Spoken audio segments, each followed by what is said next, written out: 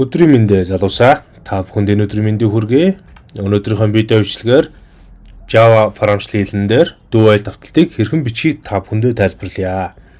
Дуу айл давталтыг бичихийн тулд маш амархан байгаа. Учир нь гэвэл бид маш энгийнээр та бүхэнд тайлбарлаж өгье. Дуу айл давталт маань өөр ингэсний хувьсгчийг бол агуулах ёстой байгаа. Тэр хувьсгчийг бид энэхүү давталтан дээр I гэсэн хувьсгчийг сонгож авъя. За I гэсэн хувьсгч маань утга нь тэг гэсэн утгаас эхэлнэ.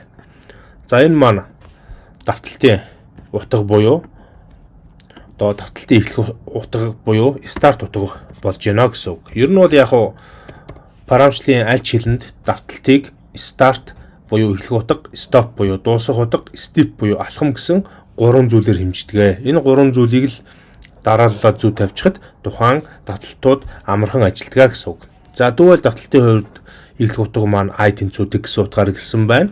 Одоо бид дүү гэсэн хэлхүүргээ бичнэ.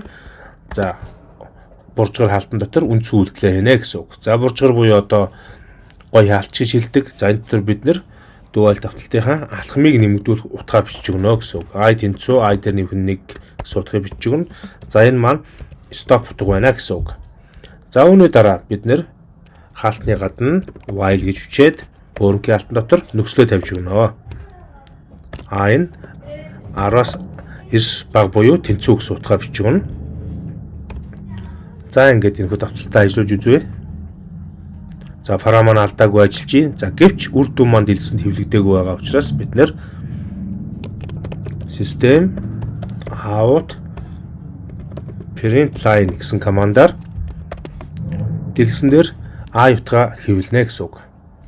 За энэ while тэнцүү I 10-аас 9 баг гэсэн зүйл маань stop буюу давталтын дуусах утгыг бол тайлбарлаж бичдэг байгаа бид энэ дээр. За print line-ийн ард зэг таслаа бичиг болохоор алдаа заасан байна. За ажиллууллаа. Үр дүн маань тэгээс 10 хүртэл тоон дарааллыг хэвлсэн байна. Дуу айл давталтан дээр эхлэх утгыг I тэнцүү тэг утга оноож авч өгсөн. За давталтын алхмыг I тэнцүү I дээр нэмэх 1 буюу step алхмыг бол 6 дугаар мөрөн дээр бичигсэн байна. I хавтыг нэгээр нэмэгдүүлээ явна. 7 дугаар мөрөн дээр I нь 10-аас 9 баг буюу тэнцүү гэсэн утгыг тавьчихсан байна. За энэ үртэл давталт маань эхлэнэ гэсэн үг. Нэг өсөндөө I утга тгээс эхлээд энэ дээр дэлгэсэн дээр тгээ хэвлэнэ. 5 дугаар мөрөн дээр. За үүний дараагаар step алхам дээр I утга өөр дээр нэгийг нэмнэ гэдэг чинь 0 дээр нэмэх 1 гээд тэнцүү 1 болно гэсэн үг. За ингээд нэг нь 10-аас 9 баг буюу тэнцүү өнөө учраас давталт үргэлжлэнэ. За дараа нь нэгээ хэвлэнэ.